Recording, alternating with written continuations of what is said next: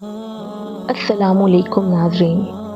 क्या हमने कभी तसव्वुर भी किया है अपने बीवी बच्चों को, शौहर को, माँ बाप को आग में जलते हुए? अगर आपके घर में आग लग जाए तो क्या आप अकेले घर से बाहर आ जाओगे? नहीं ना, आप अपने बीवी बच्चों को बचाकर बाहर निकालोगे। यही सब चाहेंगे कि घर वालों के घर में किसी भी फर्द को नुकसान ना पहुंचे, सभी उस आग से बाहर निकल जाए। लेकिन क्या आपको मालूम है हकीकत में हम लोग ऐसा नहीं कर रहे हैं। हम खुद भी आग में जाने की तैयारी कर रहे हैं और हमारे पीछे बच्चों को भी हम वही राह दिखा रहे हैं कि आग में जाना है।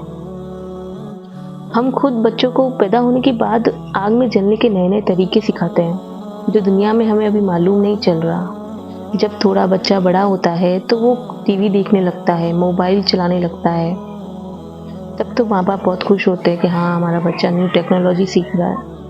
हालात तो ऐसे हैं कि रोकिए कि 3 साल का बच्चा भी ना मोबाइल देखकर खाना खाता है और उनकी माएँ बोलती हैं क्या करूँ, मोबाइल बिना देखे तो खाना ही नहीं खाता। क्या जब बच्चा पैदा हुआ था तो क्या उसमें ये आदत अल्लाह के घर से आई थी? नहीं ना, ये आदत तो आपने बनाई, क्योंकि घर के सभी बड़े माँ बाप सब अपना ज़्यादातर वक्त मोबाइल में चला लगे हुए रहते हैं। बच्चे तो बहुत मासूम होते हैं, उनको तो जो दिखता है वो वही तो सीखते हैं। माँ और बाप दोनों दुनिया की ज़िंदगी बेहतर बनाने में लगे रहते हैं बच्चों की। उनको स्कूल भेजना, ट्यूशन भेजना ताकि बच्चा होशियार हो पढ़ाई में। अगर वे स्कूल में कोई डांस कंपटीशन में पार्टिसिपेट करते हैं तो माँ बाप बहुत खुश होते हैं, जाते हैं उनको देखने के लिए। जब वो नाचते हैं तो क्लैपिंग करते हैं। लेकिन क्या आपने अपने बीवी बच्चों की आखिरत की तैयारी पर ध्यान दिया कभी?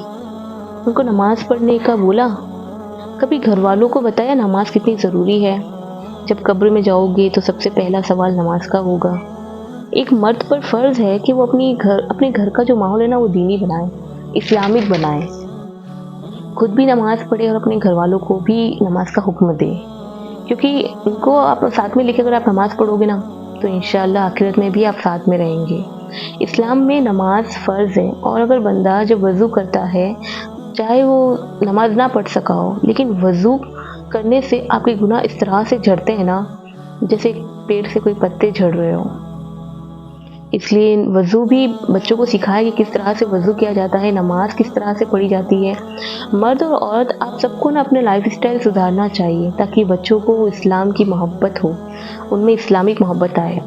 आज सही मायनों में घर के बड़े लोग आग की तरफ ले जा रहे हैं। आप भी नमाज़ पढ़ें, अपने बच्चों को भी नमाज़ पढ़ाएँ, दीनी और नेक अखलाक सिखाएँ, प्यारे नबी की ज़िंदगी के वाक़ये सुनाएँ।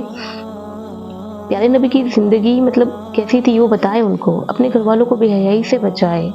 छोड़ दो इस दुनिया को अपनी खुदा के लिए और खुद की दुनिया आबाद करो अल्लाह के साथ, जिसमें सबसे पहले अल्लाह हो, फिर रसूल हो, फिर आपको रखो। नमाज में दिल लगे या ना लगे पर नमाज पढ़िए, क्योंकि शैतान आपको रोक रहा है, क्योंकि वो उसका काम है। आपका काम नमाज पढ़ना है, चाहे आपको वसवसे आए या कुछ भी हो।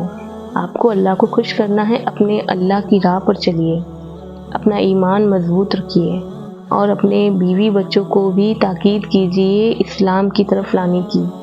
उनको बेहयाई की तरफ ना जाने दीजिए। याद रखिए कि एक औरत 4 मर्दों को जहन्नुम में लेके जाएगी, बाप को, शौहर को, भाई को और बेटे को। इसलिए इन चारों मर्दों पर फ़र्ज़ है कि वो औरत को सही राह दिखाए। अगर आपको मेरी वीडियो पसंद आई हो तो प्लीज़ सब्सक्राइब कीजिए, लाइक कीजिए।